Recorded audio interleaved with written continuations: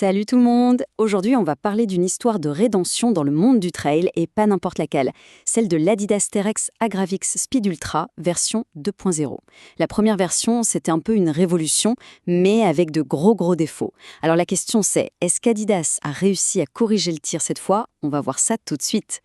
On se pose donc la question, est-ce que ce nouveau modèle a vraiment tout ce qu'il faut pour devenir la chaussure à battre sur ultra distance? Pour le savoir, on va décortiquer un test ultra complet mené sur plus de 250 km. C'est parti! Mais avant de plonger dans cette V2, il faut absolument qu'on revienne un petit peu en arrière. Pour bien comprendre l'enjeu, il faut comprendre d'où l'on vient et ce qui n'allait pas avec la toute première version. L'idée de départ, franchement, elle était géniale.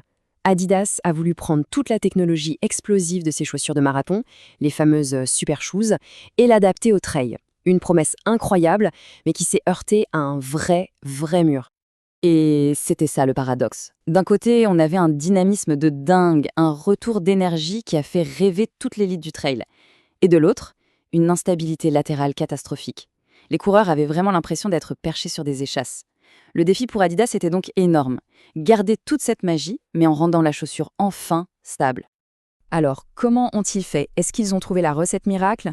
On va soulever le capot et regarder de plus près la technologie qu'ils ont embarquée pour résoudre cette équation complexe.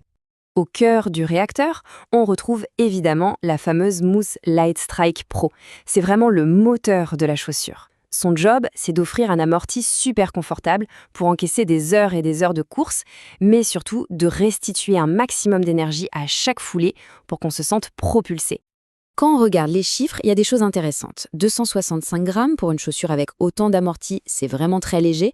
Le drop de 8 mm, ça reste assez classique. La vraie innovation, elle est dans les Energy Rods, ces tiges en carbone qui sont censées être plus flexibles qu'une plaque rigide.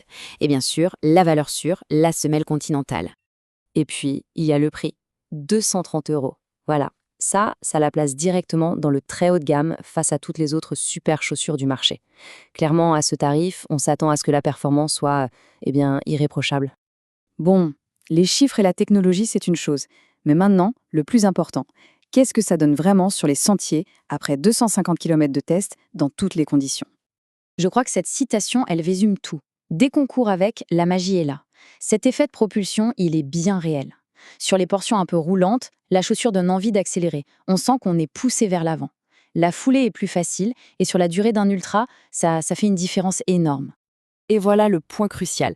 C'est ici que l'histoire de rédemption prend tout son sens. Adidas a tout simplement élargi la base de la chaussure. Et le résultat est sans appel. La stabilité est métamorphosée. On se sent beaucoup plus en confiance, la chaussure pardonne plus.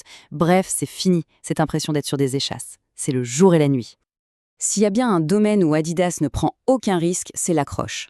Le partenariat avec Continental, c'est une assurance vie. Que le terrain soit sec, détrempé ou carrément boueux, l'adhérence est juste parfaite. Ça met tellement en confiance, on peut se lâcher en descente sans arrière-pensée. C'est un sans faute, point. D'accord, donc la chaussure est excellente. Mais pour vraiment savoir ce qu'elle vaut, il faut la comparer aux autres poids lourds de la catégorie. Comment se situe-t-elle? Ce tableau est super intéressant. Il montre bien la stratégie de chaque marque. Oka joue à fond la carte de la stabilité, Nike celle du confort absolu, et Adidas, avec l'Agravik, a clairement misé sur le dynamisme. C'est la plus explosive du lot, sans aucun doute. C'est une chaussure taillée pour la performance pure. Alors, après avoir analysé tout ça, est-ce que les promesses sont tenues? Est-ce qu'on tient enfin la nouvelle chaussure de référence? Il est temps de rendre le verdict. Les points positifs sont vraiment évidents. Ce mélange de dynamisme et d'accroche est juste phénoménal.